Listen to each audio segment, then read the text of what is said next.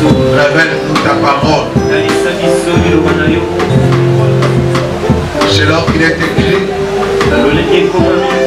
Vous connaîtrez la vérité et la vérité vous affranchira. Que la vérité qui va sortir puisse affranchir plusieurs au travers de ta parole. Que ton peuple trouve des solutions. Saint-Esprit de Dieu, sers-toi des paroles qui vont sortir comme des instruments entre tes mains pour éclairer plusieurs familles, pour délivrer plusieurs familles. Que l'homme disparaisse et que Christ soit vu. Au nom de Jésus. Que nous dise Amen. Amen. Amen. Amen. Bon, t'asseoir, que Dieu nous bénisse. Gloire au Seigneur. Bon dimanche à tous. Merci à vous autres, révérends. Nous sommes en train de parler des choses qui touchent les familles. Et dans nos familles, il y a beaucoup de choses. Je ne pense pas avoir épuisé tout. Mais ce que nous avons parlé sont des choses capitales et importantes. Pour la délivrance des familles. Ce matin, je vais vous entretenir sur comment annuler la malédiction générationnelle.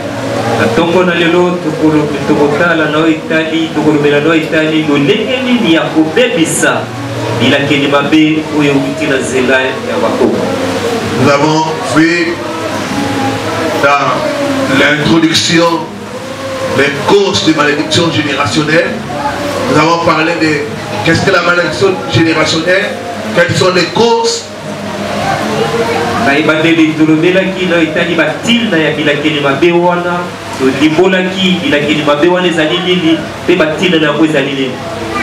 Et dans le deuxième enseignement, nous avons parlé de comment reconnaître la malédiction générationnelle.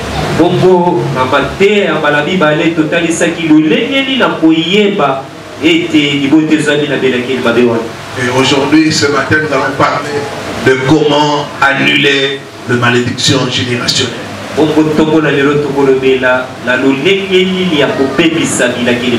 Allons, parole du Seigneur. Lamentation chapitre 5, verset 7. Lamentation 7, verset 7. Galates chapitre 13 et Galates chapitre 3 du 13e au 14e verset. Galates 3, verset 13 à 14. Maintenant, nous devons pour la lecture de la parole.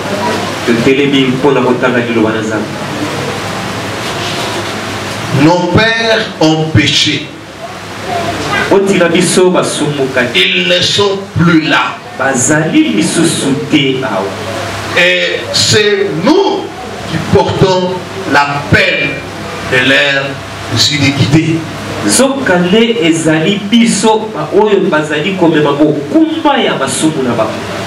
Ils ne sont plus là. Mais c'est nous qui portons la peine de leur iniquité. Les malédictions générationnelles. Des choses qui descendent de génération en génération. C'est comme ça dans la famille. Nous avons des enfants, mais personne ne nous prend en mariage. C'est comme ça dans la famille. Nous réussissons pour un temps.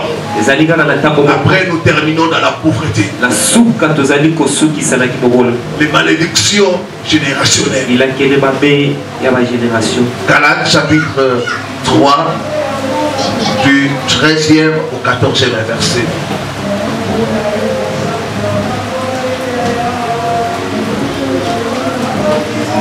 Christ nous a rachetés de la malédiction de la loi, étant devenu malédiction pour nous, car il est écrit: maudit et quiconque est pendu au bois, enfin que la bénédiction d'Abraham eut pour le païen son accomplissement en Jésus-Christ, et que nous ressuscions par la foi l'esprit qui avait été promis. Et Dieu bénit sa parole. Amen. Nous pouvons nous asseoir. Les malédictions générationnelles ont transformé plusieurs en marche de pied, en des hommes sans valeur. Beaucoup ont de problèmes de mariage, de prospérité, dû aux malédictions générationnelles. D'autres même ont voyagé, mais les malédictions générationnelles les ont suivis. La distance n'est pas un obstacle pour le malédiction générationnelle. Plusieurs pensaient y échapper en allant à l'extérieur du pays, mais ils ont été poursuivis par les malédictions générationnelles et ont commencé à mener la même vie que les autres membres de leur famille qui sont restés au pays. C'est triste, mais nous devons traiter ces problèmes-là. Une fois, une maman était en train de pleurer, en train de partager avec moi. Elle pleurait. Il dit: pasteur, c'est le même combat que moi j'ai eu, et ma fille est en train de vivre. Le même combat. Pasteur, si ces choses sont arrêtées à moi, je serai heureuse. Mais ça continue jusqu'à mes enfants. Le malédiction générationnelle ne s'arrête pas automatiquement. Il faut qu'il y ait une action dans le monde spirituel. C'est comme une rivière qui est en train de couler. Il faut quelque part qu'on arrête cette rivière-là. Il faut que quelque part on coupe ces ponts-là. Il faut que quelque part on brise les tuyaux qui amènent la souffrance dans tous les membres de la famille. Comme j'avais dit dans mon introduction, c'est comme un nuage de souffrance qui pèse sur les gens d'une même famille. Donc la malédiction générationnelle atteint seulement les gens de cette famille-là, pas les autres personnes. Donc ce nuage-là va se déplacer. Si tu es de cette famille-là, ça vient se poser sur toi. Si tu n'es pas de cette famille-là, ça te saute. Ça va encore là où est l'autre. S'ils sont éparpillés dans diverses provinces, les malédictions du raisonnement les suivent. Ceux qui sont par exemple à Lubumbashi, les mêmes malédictions vont les suivre. Ceux qui sont à Matane, les mêmes malédictions vont les suivre. C'est pourquoi les gens d'une famille, quand ils partagent, vous verrez tous dans les mêmes expériences, tous dans la même souffrance, à cause des malédictions générationnelles. J'ai dit qu'au travers de toi, Que ta famille puisse être libérée au nom de Jésus. Au travers de toi, que ces choses prennent fin au nom de Jésus. Tes enfants ne vont pas souffrir le même souffrance au nom de Jésus. Les démons qui ont combattu tes parents ne vont pas réussir contre toi au nom de Jésus. Nous allons révoquer ces malédictions. Nous devons briser ces malédictions. Mais comment annuler ces malédictions? Pour les gens du monde, les malédictions générationnelles sont une fatalité. On dit c'est comme ça. On ne peut pas changer ça. C'est ça dans la famille. Et dans notre famille, les gens sont tout le temps en train de faire des rituels. Ils sacrifient des bœufs, des chèvres, des poules pour éloigner le malheur dans la famille. Mais il n'y a pas toujours des solutions. Seul Jésus peut nous libérer de ces malédictions. La Bible dit qu'il nous a rachetés. Il nous a libérés des malédictions de la loi. Des malédictions générationnelles.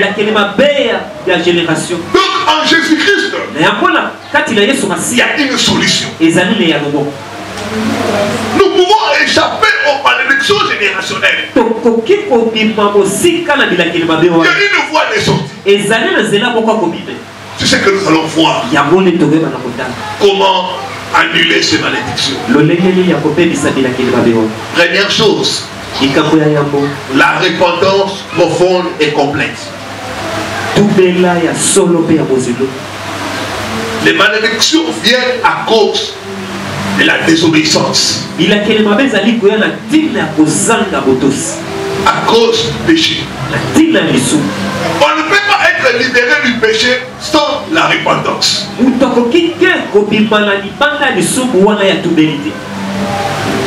Lévitique 26, versets 40 à 41. La Bible dit ceci.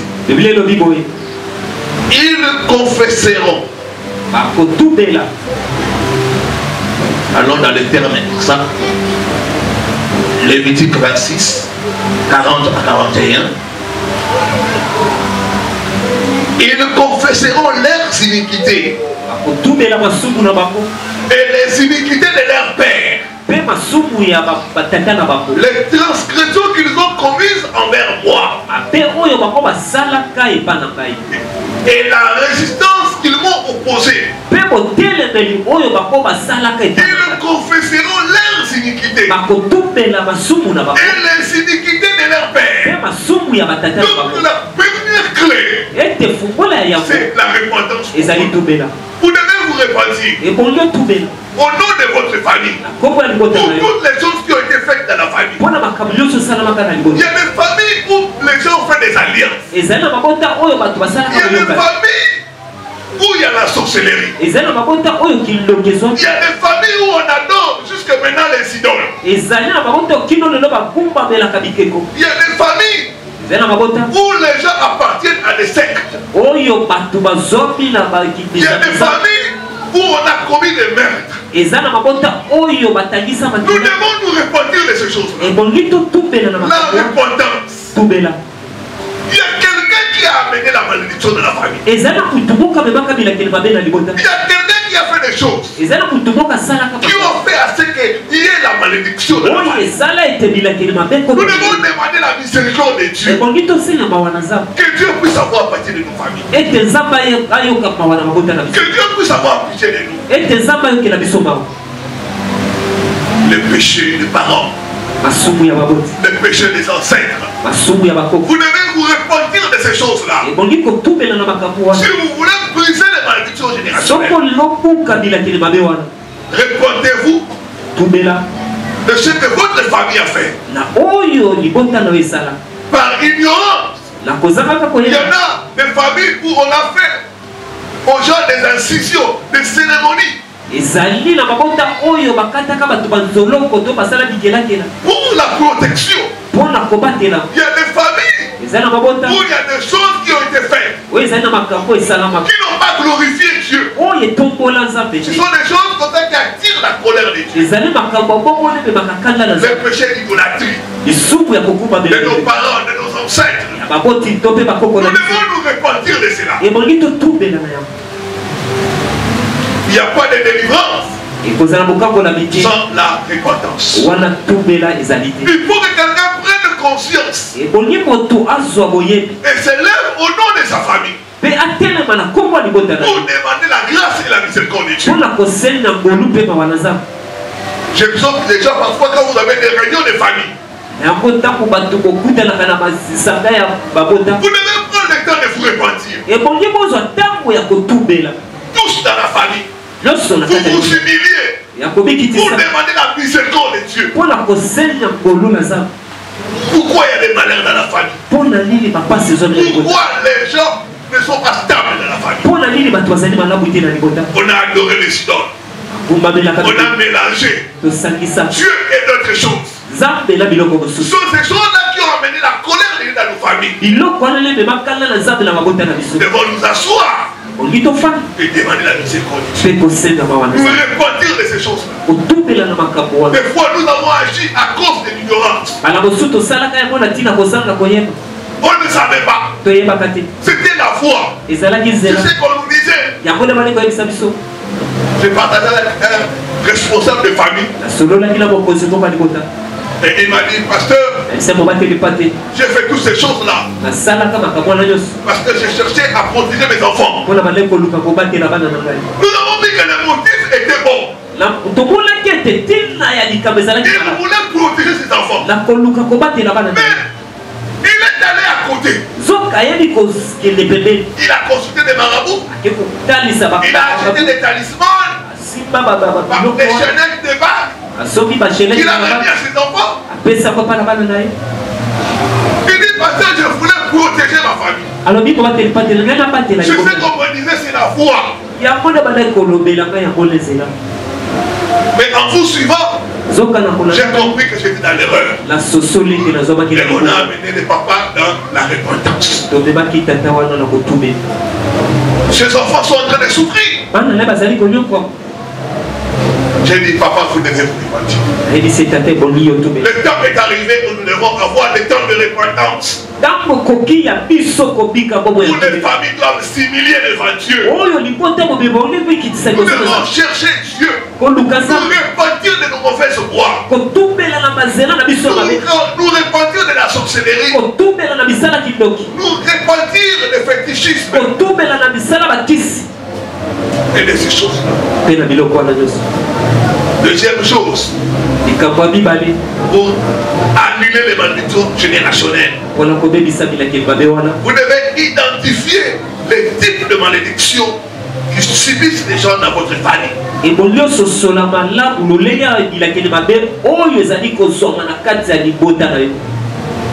C'est simple, mais c'est aussi complexe. Il y a deux voies qui vont vous permettre d'identifier les types de malédictions générationnelles qui sévissent dans votre famille.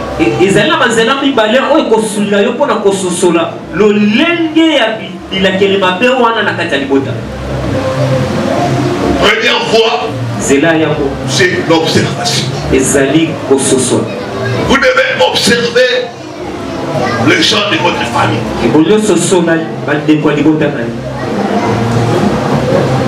Les cousins, vos frères et sœurs directs. C'est de la famille proche et c'est de la famille lointaine.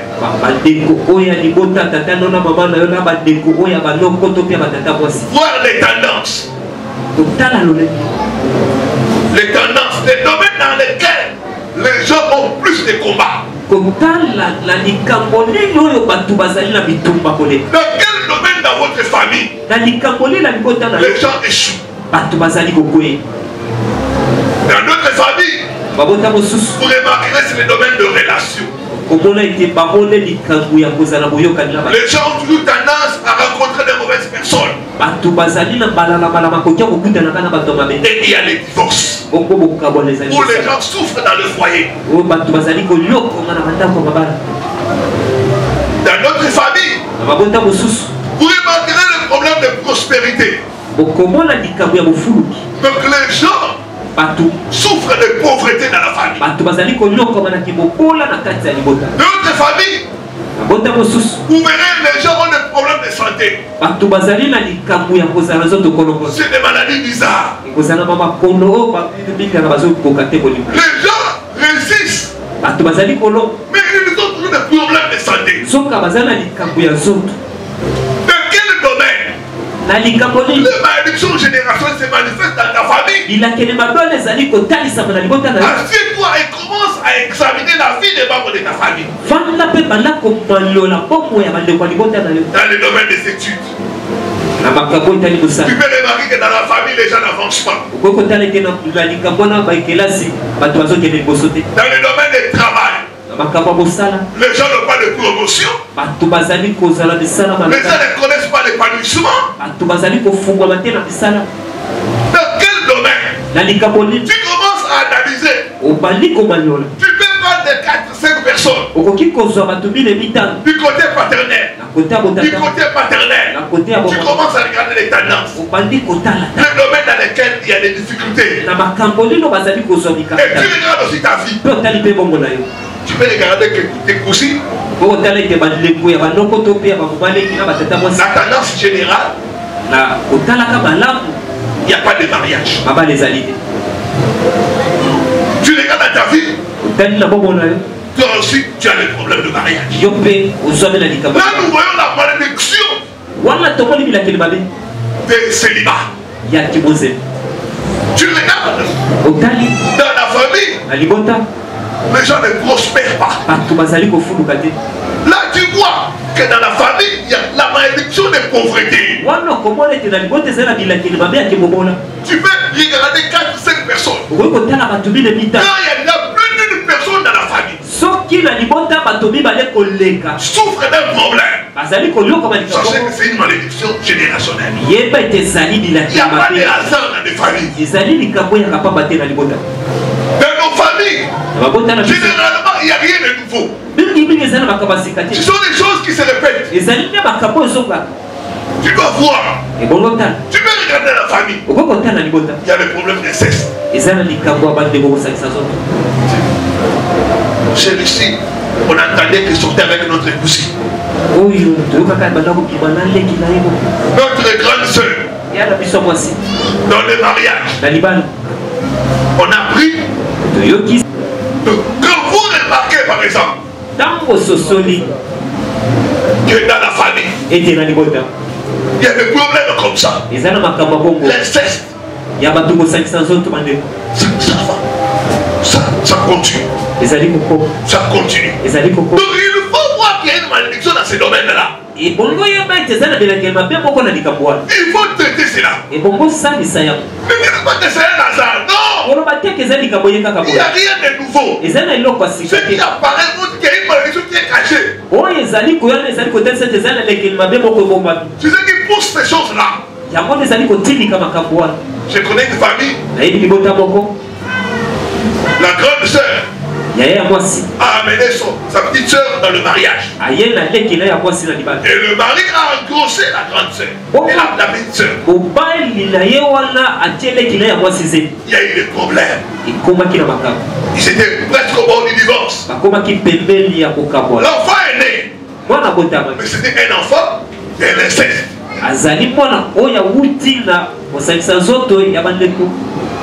Et à part ces cas d'inceste là qui étaient connus dans la famille, une des jeunes sœurs de cette famille là a été violée par un de ses oncles. Donc nous voyons des cas comme ça. Ce n'est pas un hasard. Il y a une malédiction quelque part. Donc, identifiez les tendances qui se trouvent dans votre famille. Quels sont les types de malédictions que les gens souffrent dans ta famille? Une autre voie, tu peux demander au Saint-Esprit de te révéler. La Bible dans Jérémie 33, 3. Jérémie 33, verset 3. Invoque moi. Je te montrerai les choses cachées que tu ne connais pas. Dieu connaît toutes choses dans nos familles. Dieu connaît l'histoire de nos familles. Il connaît la genèse de toutes les familles de la terre. Il peut te révéler les malédictions qui se trouvent dans ta famille. Il peut te dire dans ta famille, il y a ça, il y a ça, ça. Voilà même pourquoi toi tu as des combats dans tel domaine. Donc, la révélation du Saint-Esprit. C'est pourquoi quand nous sommes en train de prier, nous devons demander à Dieu de nous révéler la situation de nos familles. Troisième voie pour échapper aux malédictions générationnelles. Il faut combattre dans la prière et dans le jeûne.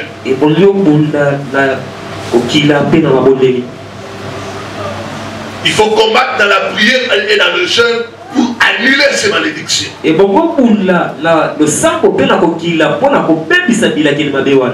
Ici dans les combats, j'ai répertorié 4 points. Pour combattre, pour annuler ces malédictions-là. La première chose à faire, tu dois t'approprier l'œuvre accomplie à la croix par Jésus-Christ. La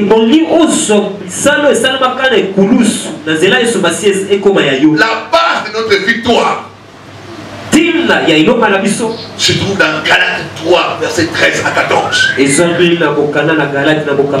La Bible dit il nous a rachetés. Il nous a libérés. Il a payé la dette des malédictions générationnelles pour que nous ne puissions plus souffrir de cela. Donc Christ a payé le prix. Il a payé la dette. Il nous a rachetés. Il nous a libérés des malédictions générationnelles. La Bible dit maudit soit celui qui est pendu au bois. Le bois, c'est l'instrument des malédictions. Donc s'il est allé à la croix, s'il a pris le bois, c'est pour prendre nos malédictions. C'est pour nous libérer du pouvoir des malédictions des familles.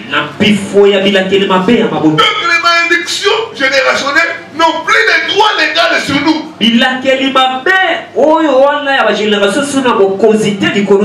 À cause de l'œuvre accomplie à la croix.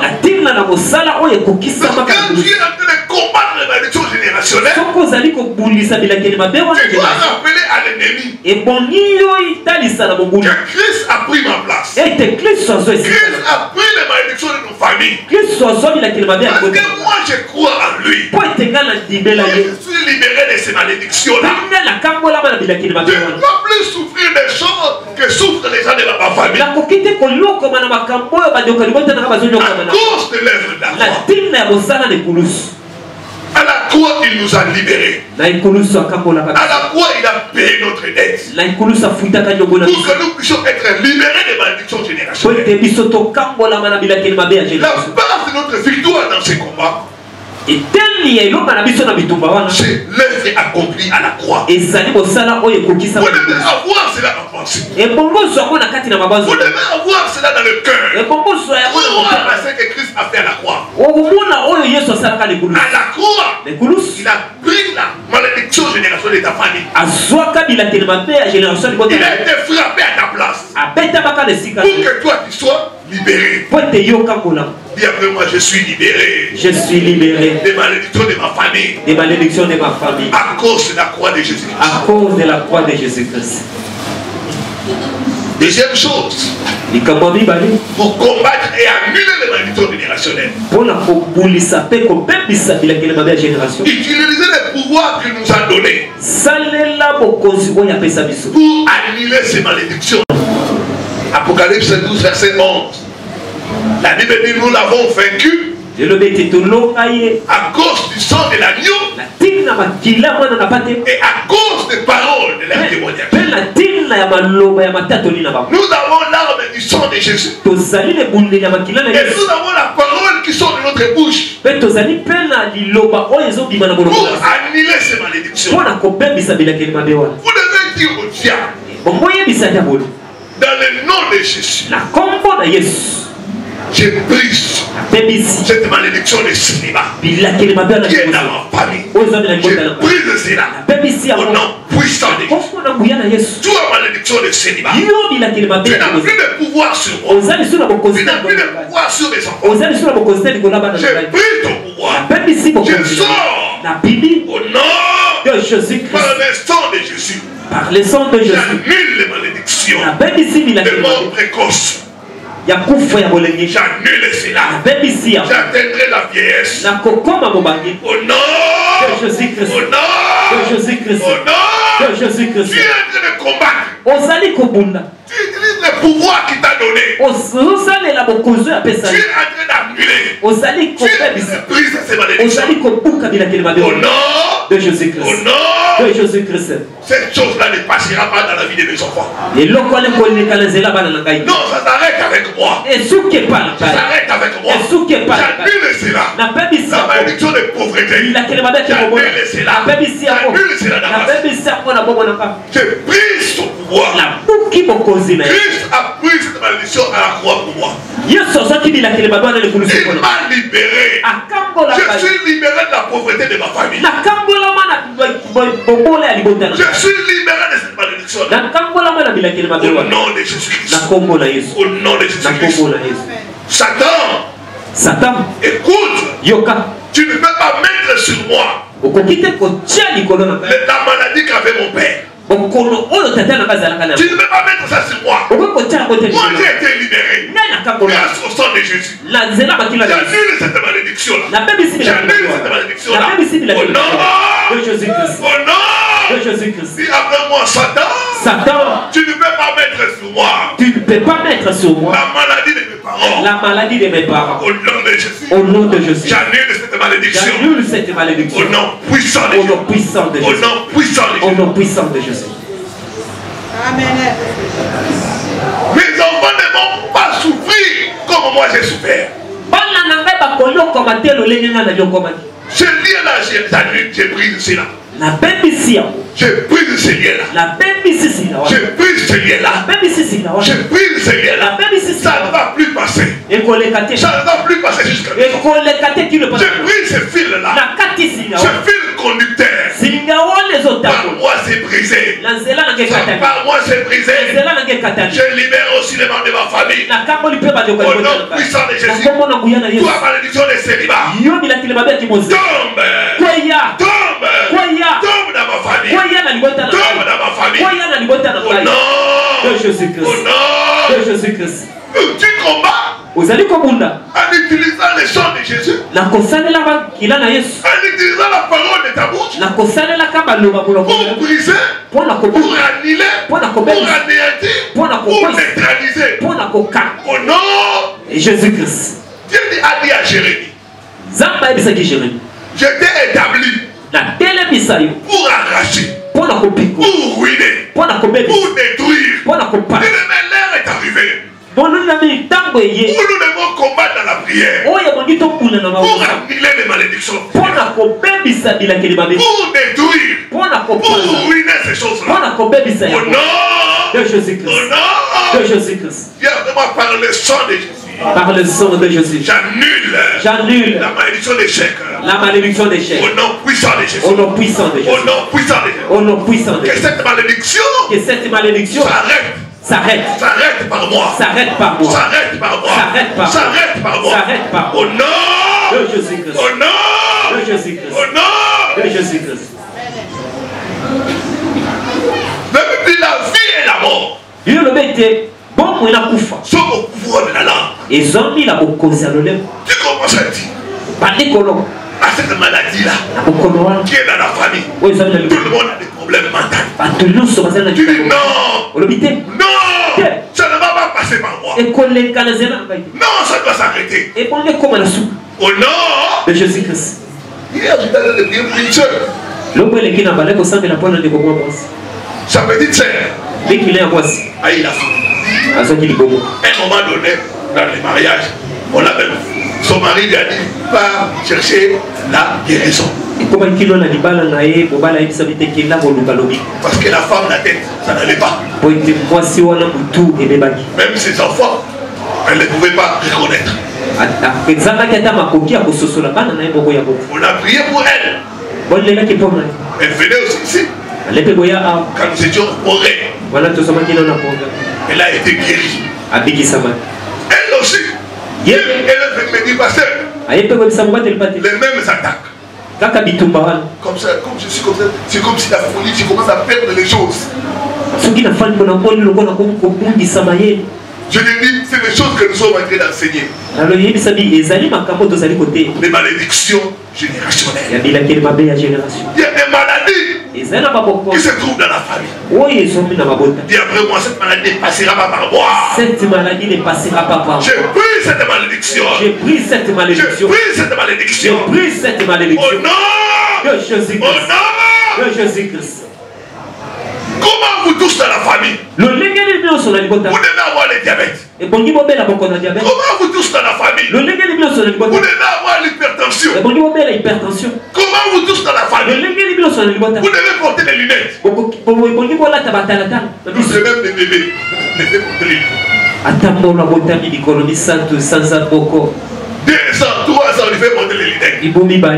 C'est comme ça dans la famille. Et après moi, je refuse cela au nom de Jésus. Je refuse cela au nom de Jésus. J'ai pris cette malédiction. J'ai pris cette malédiction. J'ai pris cette malédiction. J'ai pris cette malédiction. Que toute maladie dans mon sang. Que toute maladie dans mon sang.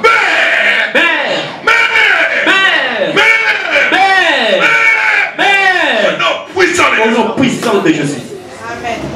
Toute maladie qui m'a été transmise par mes parents. Toute maladie qui m'a été transmise par mes parents. Dans mon sang. Dans mon sang. J'ai détruit cela. J'ai détruit cela. J'ai détruit cela. J'ai détruit cela. J'ai détruit cela. J'ai détruit cela. Au nom de Jésus. Au nom de Jésus. Cette maladie ne passera pas par moi. Cette maladie ne passera pas par moi. Au nom de Jésus-Christ. Tout problème. Tout problème qui a été transmis dans mon sang. Qui a été transmis par mon sang. Je brise cela. Je brise cela. Je détruis ces problèmes. Je détruis ces problèmes. Je détruis ces problèmes. Je détruis ces problèmes. Au nom de Jésus-Christ. Ce problème ne se manifestera plus dans ma vie. Ce problème ne se manifestera plus dans ma vie. Au nom de Jésus-Christ. Au nom de Jésus-Christ. Je vois Dieu te délivrer au nom de Jésus. Amen. Je vois Dieu te délivrer au nom de Jésus. Amen. Je vois Dieu te délivrer au nom de Jésus. Amen. Je vois Dieu te délivrer au nom de Jésus. Amen. Priez avec une colère sainte. La canda est sainte. Ces choses-là doivent s'arrêter par toi. Au nom de Jésus-Christ. Troisième chose, dans les combattre les malédictions. Vous devez chasser les esprits qui sont en train de se quitter ces malédictions.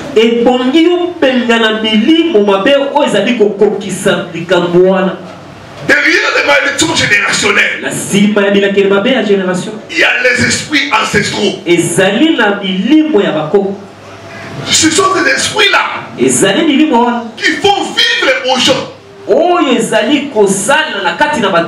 mêmes souffrances que leurs parents, que leurs ancêtres.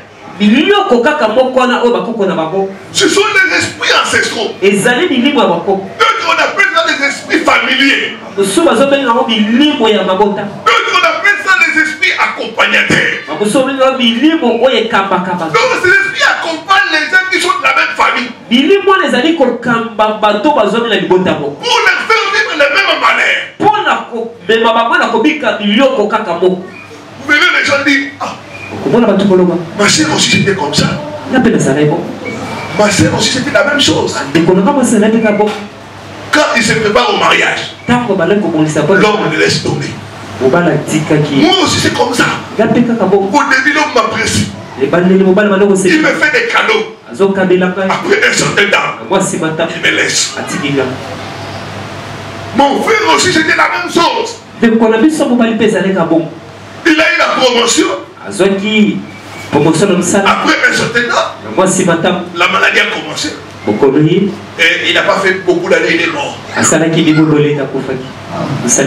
Dans notre famille, c'est comme ça. Donc il y a des esprits ancestraux qui sont en train de famille. oyo ezali kobulisa bato ya libota moko. Donc vous devez prendre l'autorité. Ebongo zwa bokozi Chasser ces démons-là au nom de Jésus. kobengana milibo wana kombo na Ces Yesu. démons viennent dans les familles. Bademono bayaka na libota Faire mourir les gens dans les mêmes circonstances. koluka bato ya libota bakufa kaka na lolenge moko. Verrez des familles où les gens meurent toujours par accident. okomona bato ebele na libota bazali kokufa kaka wana baosala makama. D'autres c'est l'accident de véhicule. baboso makama ya bituka. Leur papa était mort dans le grand car. natana bango akufa na butuka monene. Et tous, c'est l'accident de voiture. pe bamosusu wana bituka makama ya bituka mike.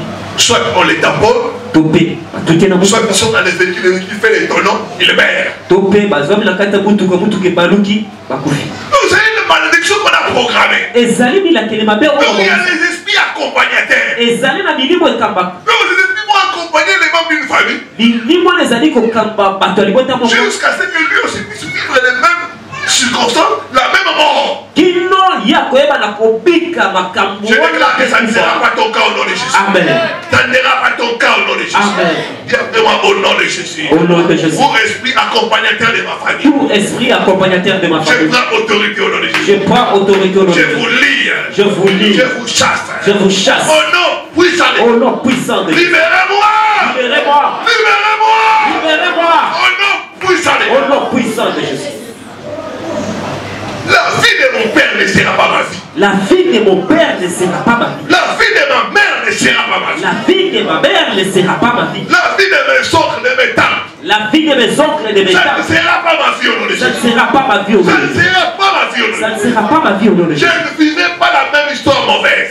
Je ne vivrai pas la même histoire de mon père. Au nom De Jésus-Christ. Au nom De Jésus-Christ. J'entends quelqu'un dire je refuse cela. Je refuse cela. Je ne t'entends pas. Je refuse cela. Je ne t'entends pas. Je refuse cela. Tous les esprits accompagnateurs, Bilimo ekambaka. ils sont derrière les malédictions générationnelles. Bazali na sima bilakeli mabe ya génération. Pour causer les divorces. Mpona komema bokaba na mabala. Pour causer la stérilité. Mpona komema kozanga kobota. J'ai partagé pour une famille Na sololaki na libota moko. leur troisième.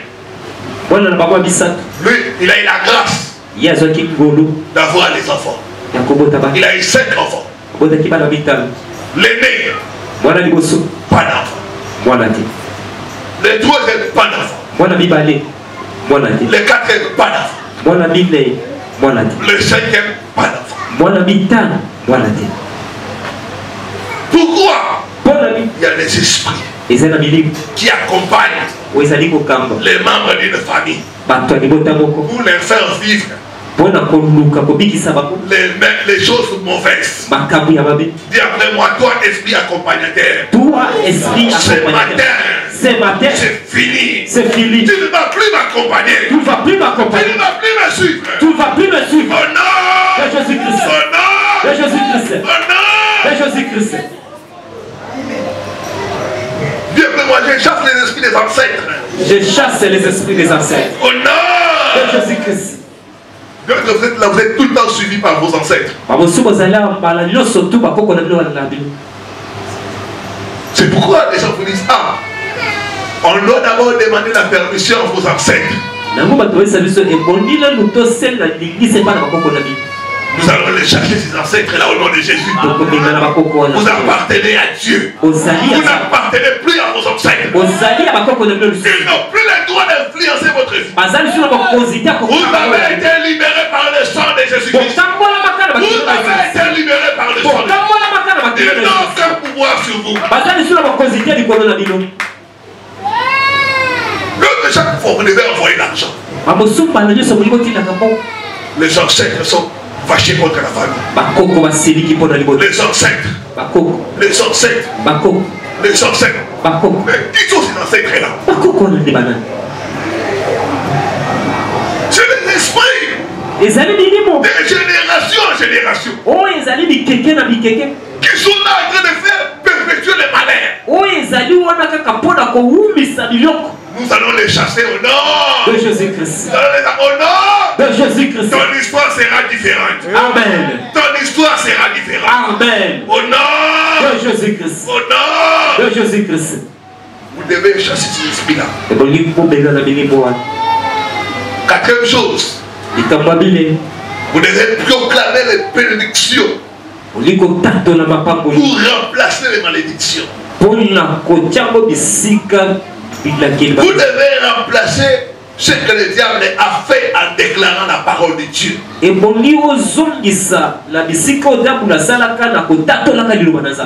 Dites ce que la parole de Dieu dit concernant votre famille. Ne maudissez plus votre famille. Bénissez votre famille.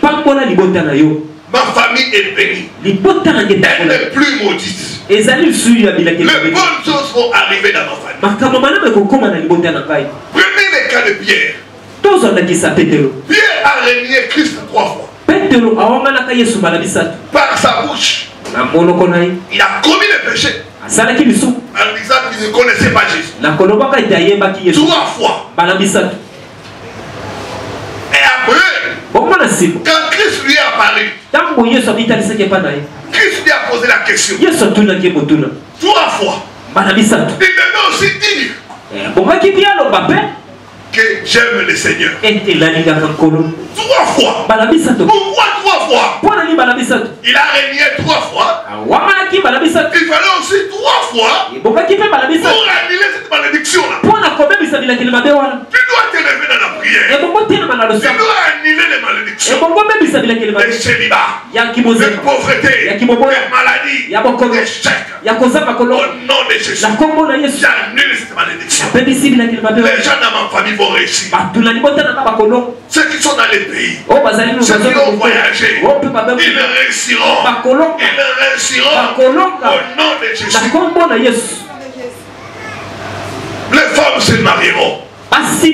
Ils auront des enfants. Ils auront des familles stables. Tu annules les malédictions par la bénédiction. Pierre devait annuler par une autre parole de bénédiction. Tu dois répéter les choses. Répéter les bonnes choses pour ta famille. Annuler les mauvaises choses. Déclarer les bonnes choses. Déclarer cela. Déclarer jusqu'à l'accomplissement. Il y aura des bonnes choses dans ma famille. Il y aura des bonnes nouvelles dans ma famille. Il n'y aura plus de réunions pour que les gens puissent pleurer. Vous savez, il y a des familles quand les gens se réunissent, c'est pour pleurer. Regarde. Votre cousin là, il a aussi une fille. Il n'a même pas d'argent de faire la layette. La femme est retenue à l'hôpital. Est-ce qu'on ne peut pas cotiser? Que nous puissions cotiser pour faire sortir la fille d'autrui. Et un peu prendre le soin du bébé. Les gens se réunissent. Et l'autre dit, ah, moi j'aurai l'argent. L'autre dit, moi ça fait 4 mois, on ne me paye pas. L'autre vient là. Il regarde, dit, moi je n'ai que 10 000 francs. C'est fini. L'autre se fâche. Vous voulez vous moquer de moi? Les enfants ne vont pas à l'école. Je n'ai pas d'argent. Je ne fais pas cette réunion. Nous vous verrez tous dans la famille. Toujours en train de pleurer. J'annule ces choses-là au nom de Jésus. Amen.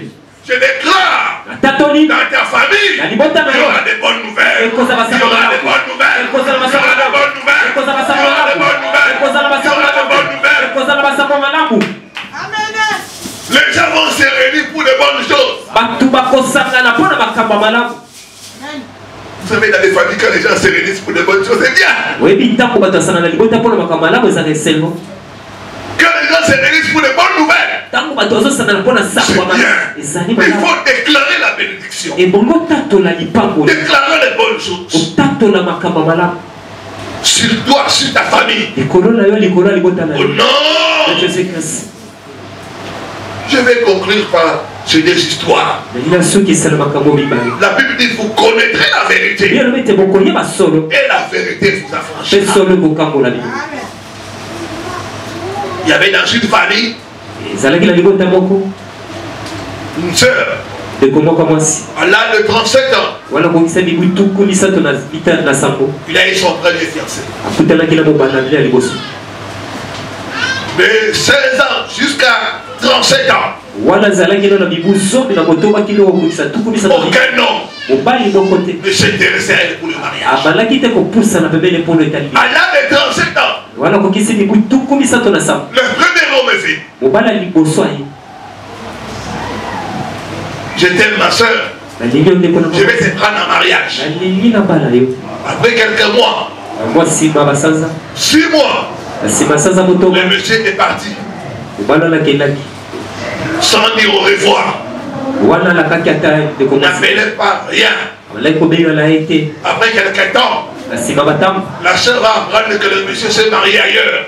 ndeko mwasi ake kozwa sango ete mobali wana bala na ye mwasi mosusu 3 ans, c'est pas encore passé.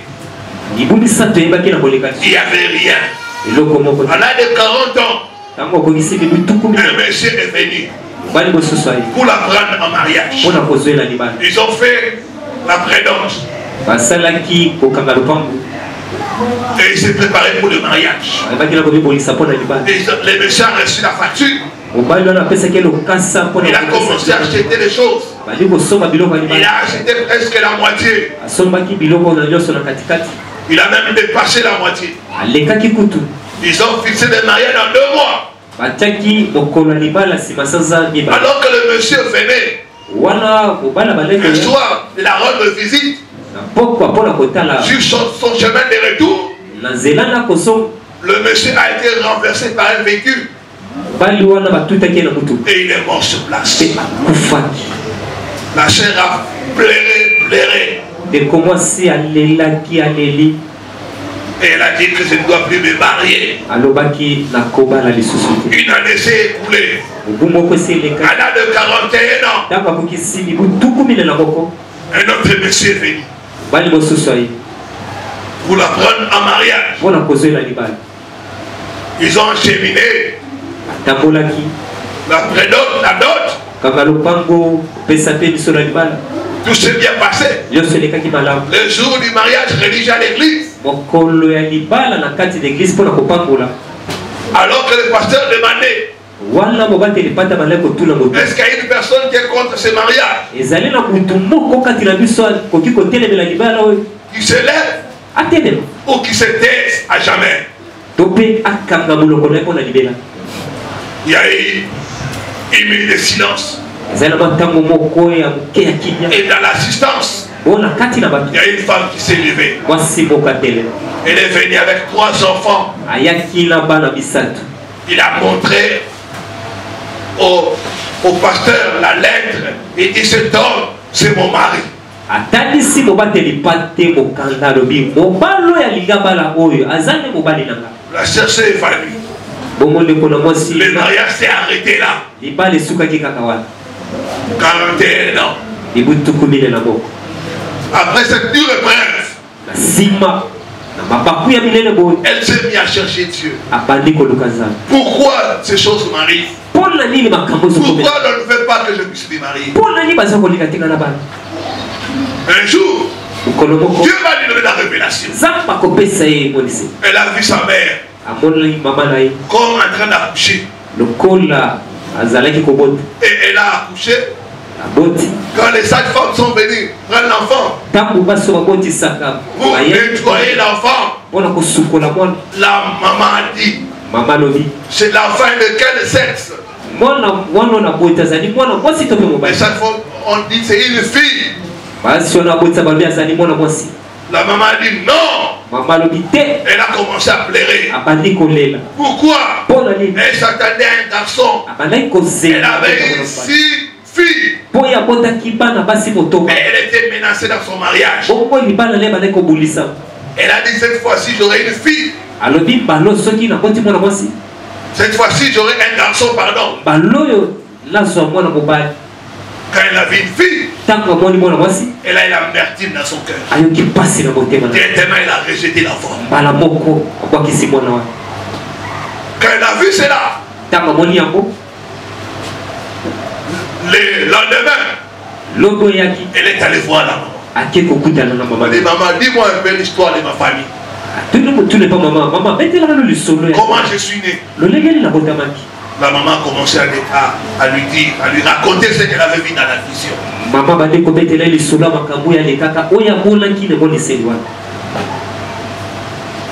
Et dans la prière, elle a appelé un homme de Dieu. On a annulé ces paroles-là. Pour la maman, cette fille-là, c'était un garçon. Parce qu'elle s'attendait à un garçon. Un garçon ne veut pas se marier. Grâce à la révélation, on a annulé cette malédiction-là. Et la soeur s'est mariée. Quand les malédictions générationnelles tombent, il y a la percée, il y a la gloire, il y a le mariage, il y a les bonnes choses dans la famille. Deuxième histoire, on va raconter ça hier. Par madame, il y a une femme, elle était une belle femme. Jolie que beaucoup de gens appréciaient. Mais chaque fois elle est en train de voler des petites choses. Comme des miroirs. Elle va quelque part, elle vole des miroirs. Des petites choses inutiles. Et elle était tout le temps ridiculisée à cause de cela. Elle est jolie, elle est belle. Mais toujours en train de voler des petites choses. Peut-être là chez vous, tu l'invites. Elle va voler à la cuisine. Mais des petites choses inutiles. Et ça faisait qu'elle ne puisse pas se marier. Même quand elle est avec un homme, elle doit voler l'homme. Des petites choses. Quand elle est entrée dans la profondeur de la prière, il a commencé à demander à Dieu, pourquoi ma vie est comme ça? Pourquoi chaque fois je dois voler? Quelle est cette force qui me pousse à voler des petites choses? Dieu va donner à notre soeur la révélation. Il dit, il y a des choses qui sont passées dans les villages. Va voir ta mère. Pose-lui la question. Avant de venir à la capitale, quelles sont les choses qui sont passées au village? Elle est allée voir la maman. Maman, dis-nous. Dis-moi, quelles sont les choses qui sont passées au village? Et la maman va dire, en pleurant, quand nous étions au village, un moment j'avais trop faim. Je voulais manger les piments. Je suis allé dans un champ. J'ai vu des petits piments. J'en ai cueilli 2 ou 3. C'était pas à nous. J'avais volé cela. Je suis venu. J'ai mangé avec les piments. Mais les jours qui a suivi, le propriétaire du champ, quand elle est venue, elle a trouvé qu'on avait volé les piments. Il dit, qui a fait cela? Il n'y avait personne. Il a dit, j'ai maudit la personne qui a fait cette chose-là. Lui et ses enfants vont toujours voler des choses inutiles. Des petites choses. Ils seront condamnés au vol. Je ne savais pas que ma fille qui allait aussi souffrir de cette malédiction-là, elle a compris la source de son problème. Ils ont appelé les hommes de Dieu. On a prié. On a pris de cette malédiction générationnelle. Et les voix et les petites choses se sont arrêtées. Et elle a été libérée. Elle a pu se marier. Dieu Dieu va te délivrer au nom de Jésus. Dieu va te libérer de malédiction générationnelle. Il y a la révélation. Dieu peut te montrer les choses qui se trouvent dans ta famille. Il dit, invoque-moi. Je te montrerai les choses cachées. Mais tu ne connais pas. Il y a des choses que nos parents ont fait. Il y a des choses qui sont passées au village. Des années. On a posé des choses sur votre famille. Et c'est comme si vous êtes dans de vivre cela. Le temps est arrivé. Au nom de Jésus, nous devons renverser ces malédictions. Et prononcer la bénédiction éternelle. Au nom de Jésus-Christ. Est-ce que quelqu'un est béni? Amen. Quelqu'un est béni. Amen. Quelqu'un peut prier avec moi. Mettons-nous debout pour la prière.